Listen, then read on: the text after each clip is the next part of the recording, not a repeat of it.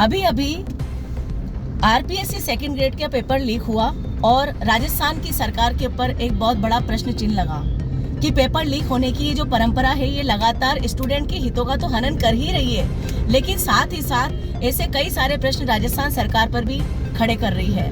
मैं अभी आपको लेकर जा रही हूँ गोपालपुरा बाईपास पर, जहाँ पर अभी थोड़ी सी ही दिन पूर्व, 1 या 2 दिन पूर्व ही अधिगम कोचिंग संस्थान पर कार्रवाई हुई है, क्योंकि सुरेश ढाका और भूपेंद्र सारण जो सरगना थे उन्होंने वहीं बैठकर पेपर लीक की साजिश की और वहां पर वो कोचिंग संस्थान चलाते थे। मेरे कहने का अर्थ ये है कि पेपर लीक का मामला एक अलग मुद्दा है और बिल्डिंग बायलॉज का उल्लंघन करके बनी हुई अवैध बिल्डिंगें, अवैध निर्माण, अतिक्रमण का मामला एक अलग मामला है। लेकिन अधिगम कोचिंग संस्थान को टारगेट करके उसकी बिल्डिंग को गिराकर राजस्थान में एक पूरी तरह से मैसेज देना कि पेपर लीक करने वालों पर सख्त कार्रवाई होगी, जीरो टॉलरेंस पे उन्हें प्रताड़ित किया जाएगा, तो क्या आपको लगता है कि ये कार्रवाई एक उचित तरीके से गोपालपुरा बाईपास पर जो अधिगम कोचिंग संस्थान है उसके संचालकों के ऊपर की गई है, जबकि बिल्डिंग के वो मालिक नहीं है? आप साथ के साथ देखिए, मैं गोपालपुरा बाईपास के इस रोड पर चल रही हूँ और आप देखिए सबसे बड़ी बात यहाँ का ट्रैफिक। यहाँ पर चलते हुए 80 से 100 कोचिंग संस्थान लगातार इस तरह के ट्रैफिक को बाधित करते हैं। इस तरह जब स्टूडेंट्स यहाँ पर छूटते हैं, जो स्टूडेंट्स का टाइम है, जिस समय स्टूडेंट्स को छोड़ा जाता है उस समय कंडीशन बिल्कुल इससे ज्यादा बदतर हो जाती है। स्टूडेंट अपने तरीके से इसको रोड को क्रॉस करने की कोशिश करते हैं और साधन संसाधन अपनी गति से दौड़ने की कोशिश करते हैं। जान माल के खतरे के साथ साथ लगातार कोचिंग संस्थानों का इस बिजी बाजार में चलना क्या एक बहुत बड़ा प्रश्न नहीं है जेडीए के लिए? क्या जेडीए और राजस्थान सरकार को या इससे संबंधित जो ट्रैफिक पुलिस है उसको ये सब चीजें नजर नहीं आती? बिल्डिंग बायलॉज का उल्लंघन करती हुई ये अवैध बिल्डिंगें, लगातार कोचिंग बायलॉज का उल्लंघन करते हुए कोचिंग संस्थान, सैकड़ों कोचिंग संस्थान, लगातार यहाँ पर बढ़ता हुआ ट्रैफिक का दबाव, लगातार यहाँ पर बढ़ती हुई न्यूसेंस। इसके अलावा सबसे बड़ी बात कि रेजिडेंशियल जितना भी यहाँ पर एरिया है उसमें पीजी चल रहे हैं और पीजी चलने के साथ साथ आप सबसे बड़ी बात देखिए कि कॉमर्शियल एक्टिविटीज बहुत ज्यादा हो गई हैं। आप लगातार देखेंगे कि एक भी बिल्डिंग ने सेटबैक नहीं छोड़ा हुआ है। गोपालपुरा बाईपास पर बनने वाली ये सारी बिल्डिंगें बिना सेटबैक छोड़ के बनी हुई हैं, अवैध निर्माण है, यहाँ पर फायर ओनोसी नहीं है। इसी के साथ साथ यहाँ पर एक सबसे बड़ी बात आपको बताएंगे कि पार्किंग की कोई व्यवस्था नहीं है। लेकिन जेडीए प्रवर्तन अधिकारी रघुवीर सैनी जी जो लगभग 30 साल से एक ही सीट पे जमे हुए हैं, आखिर उनके नाक के नीचे इतना ज्यादा अवैध निर्माण, अतिक्रमण होता चला गया और उन्हें जेडीए को पता नहीं चला? ये बहुत बड़ा प्रश्न है जेडीए के अस्तित्व पर। सरकार की मौनमुख परमिशन, शासन प्रशासन का किसी न किसी तरह से मिली भगत का होना ही इस तरह के अतिक्रमण और अवैध निर्माणों को गति देता है। मैं आपको बताना चाहूंगी कि अभी इस वक्त हम हैं गोपालपुरा बाईपास पर और चूंकि अभी अधिगम कोचिंग संस्थान पर जिसके बिल्डिंग के मालिक अनिल अग्रवाल थे, जिनका इन संगनाओं से कोई संबंध नहीं था, ऐसा अभी सूत्रों से पता भी चला है। भूपेंद्र सारण और सुरेश ढाका के ऊपर होने वाली कार्रवाई को किसी भी तरह से बदला जा सकता था। उनको पकड़ने के लिए राजस्थान पुलिस को पूरी कोशिश करनी चाहिए अभी भी। लेकिन अधिगम कोचिंग संस्थान जहां पर इसके सरगना मौजूद थे, जो कोचिंग संस्थान किराए से लेकर चला रहे थे, उस बिल्डिंग को बिल्डिंग बायलॉज का उल्लंघन करता हुआ बताकर बुलडोजर चलाकर गिरा दिया गया। आखिर क्या केवल बिल्डिंग बायलॉज का उल्लंघन केवल अधिगम कोचिंग संस्थान की बिल्डिंग अनिल अग्रवाल की बिल्डिंग नहीं किया हुआ है? सॉरी, माफी चाहूंगी। आप लगातार देखिए, मैं आपको लगातार दिखा रही हूँ कि एक भी बिल्डिंग बायलॉज का नियम का पालन करके नहीं बनी हुई है। सेटबैक नहीं है, इसके अलावा पार्किंग नहीं है। सड़क के ऊपर आधी से ज्यादा कारें खड़ी हो जाती हैं क्योंकि बिल्डिंग में जाने के लिए पार्किंग का कोई एरिया ही मौजूद नहीं है। लगातार दिखाते हुए मैं ट्रैफिक को भी आपको दिखा रही हूँ कि यहाँ पर ट्रैफिक का कितना दबाव है। हाउसिंग बोर्ड ने इस वक्त एक बहुत बड़ा प्रोजेक्ट कोचिंग हब के रूप में प्रतापनगर में खड़ा किया है, लेकिन यहाँ के कोचिंग संस्थानों ने वहां पर अपना खाता नहीं खोला है। जब तक जेडीए और राजस्थान सरकार की मंशा नहीं होगी या किसी भी तरह से ये न्यूसेंस को मिटाने के लिए जनता स्वयं सामने नहीं आएगी, तब तक ये न्यूसेंस फैला रहेगा गोपालपुरा बाईपास पर और ये अवैध बिल्डिंगों में चलते हुए अवैध कोचिंग संस्थान लगातार हमारे हितों का, आम जनता के हितों का हनन करेंगे। पेपर लीक का जो मामला है वो अपने आप में बहुत बड़ा मुद्दा है। राजस्थान सरकार को इसके लिए विशेष रूप से कार्रवाई करने की आवश्यकता है।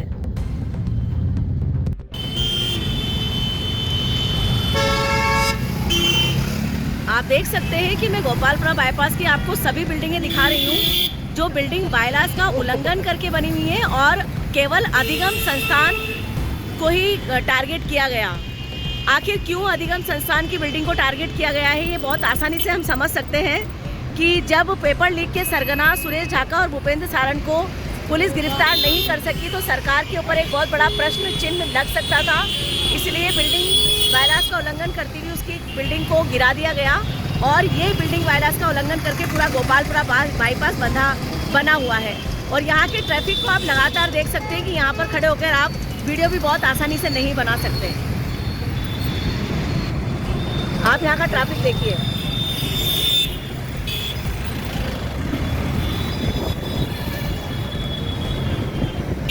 ये होटल ग्रैंड सफारी भी मैं आपको दिखा रही हूँ। बिल्डिंग बायलास का उल्लंघन करके बनाई गई सारी बिल्डिंगों को नज़रअंदाज करते हुए जेडीए ने केवल अधिगम कोचिंग संस्थान पर ही अपना बुलडोजर क्यों चलाया, ये एक बहुत बड़ा प्रश्न है। आप देख सकते हैं मैं लगातार आपको गोपालपुरा बाईपास पे बनी हुई बिल्डिंगें दिखा रही हूँ जो कि बिना सेटबैक के छोड़े हुए सड़क पर मुंह निकालती हुई खड़ी हुई है।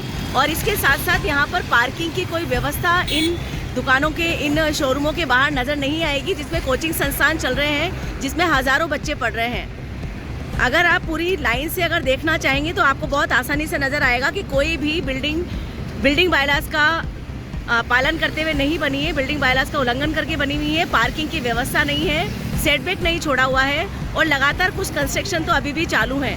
इसी आधार पर मैं आपको बताना चाहूँगी कि केवल एक कोचिंग संस्थान को टारगेट करने वाले जेडीए को इन सारी बिल्डिंगों को भी देखना बहुत ज़रूरी है।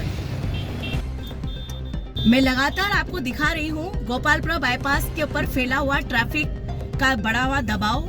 मैं आपको लगातार दिखा रही हूँ कि यहाँ के स्टूडेंट्स की जान माल का खतरा, यहाँ पर बनती हुई अवैध बिल्डिंगें, यहाँ पर लगातार लंबे समय तक अवैध बिल्डिंगें अतिक्रमण करके बनी हुई हैं। अतिक्रमण इस वजह से क्योंकि इतनी चौड़ी 160 फीट सड़क को घेर कर बहुत छोटा कर दिया गया है। यहाँ पर धीरे धीरे चलने वाले कोचिंग संस्थानों की वजह से स्ट्रीट फूड, इसके अलावा सर्विसेज, शराब की दुकानें, बहुत सारी चीजें ऐसी मेन रोड पर आकर बन गई हैं। और आप सबसे बड़ी बात देखिए कि इस वक्त ट्रैफिक चूंकि पीछे रुका हुआ है इसलिए हम आसानी से आपसे बात कर पा रहे हैं कि यहाँ पर एक भी बिल्डिंग 100 में से 90 से लेकर 99% तक की बिल्डिंग बायलास का उल्लंघन करके बनी हुई है, बिना सेटबैक छोड़े बनी हुई है। हम गुजर रहे हैं सृजन एनक्लेव के सामने से।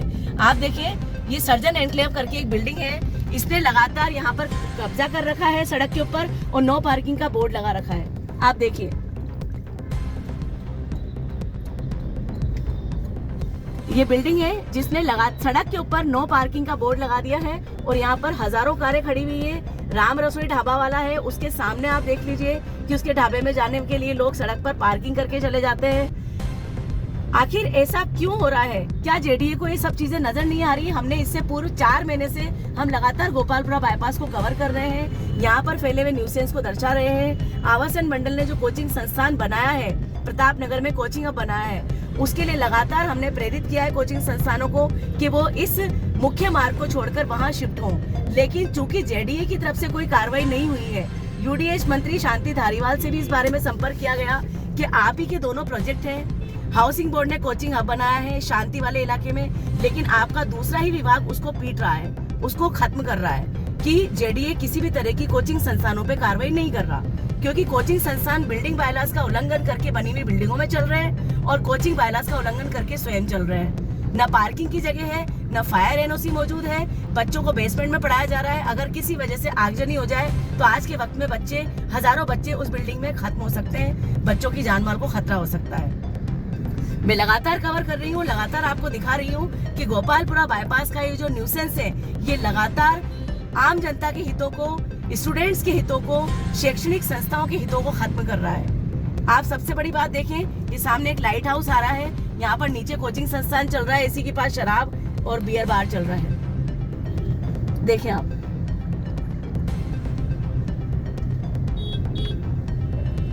दस भी स्कीम के सामने से हम गुजर रहे हैं और यहाँ पर कोचिंग संस्थान है। उन्हीं कोचिंग संस्थानों के पास में शराब की बड़ी बड़ी दुकानें खुली हुई है। ये न्यूसेंस आखिर फैला क्यों?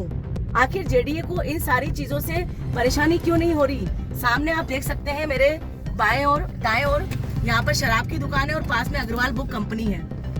ये हमारे देश को क्या मैसेज देती है कि शराब की दुकानें कोचिंग संस्थानों के बीच चल रही है, मुख्य मार्ग पे कोचिंग संस्थान चल रहे हैं। जब प्राइम टाइम पे बच्चे स्कूल से अपनी क्लासेस से छूटते हैं, अपनी संस्थान कोचिंग संस्थान से छूटते हैं तो पूरा ट्रैफिक जाम हो जाता है। सुबह 8 बजे से लेकर रात को 8 बजे तक यहाँ पर ट्रैफिक का न्यूसेंस फैला हुआ रहता है। इसके बाद में सबसे बड़ी बात कि यहाँ के रहवासियों ने इस पूरे न्यूसेंस के साथ एक समझौता कर लिया है।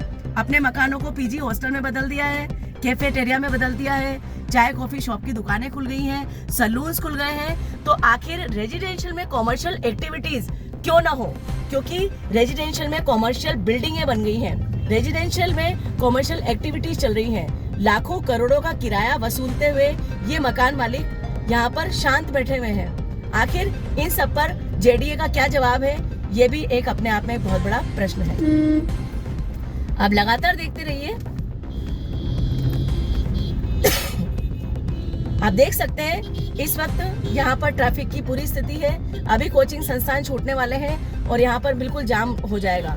बिना कोचिंग छूटे ही कितना सारा यहाँ पर ट्रैफिक होता है। इस ट्रैफिक के दबाव में जब यहाँ पर हजारों बच्चे कोचिंग से छूटेंगे तो उस दौरान आप यहाँ की स्थिति बहुत आसानी से देख सकते हैं। जेडीए स्पेशल डेवलपमेंट प्रोजेक्ट लाकर यहाँ को इस जगह को तबाह करने की प्लानिंग क्यों कर रहा है, ये समझ के बाहर है।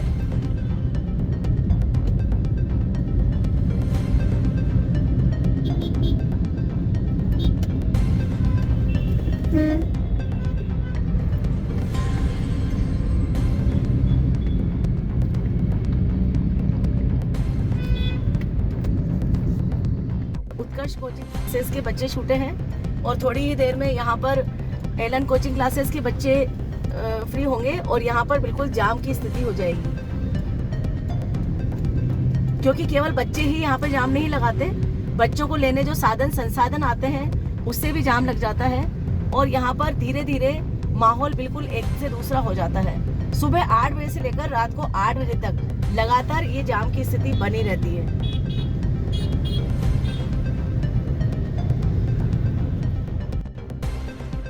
उत्कर्ष कोचिंग क्लासेस के पास में आप देख सकते हैं ठेका शराब अंग्रेजी व देसी का। और ये उदाहरण मैंने आपको अभी लाइट हाउस के पास में भी दिया था कि वहाँ बियर बार चल रहा है और पास में कोचिंग संस्थाएं चल रही है। आखिर ये न्यूसेंस राजस्थान सरकार को, यूडीएच मंत्री शांति धारीवाल जी को, इसके अलावा रवि जैन जी जो यहाँ के आयुक्त हैं जेडीए के, प्रवर्तन अधिकारी रघुवीर सैनी जी को नजर क्यों नहीं आ रहा है? बड़े आश्चर्य की बात है।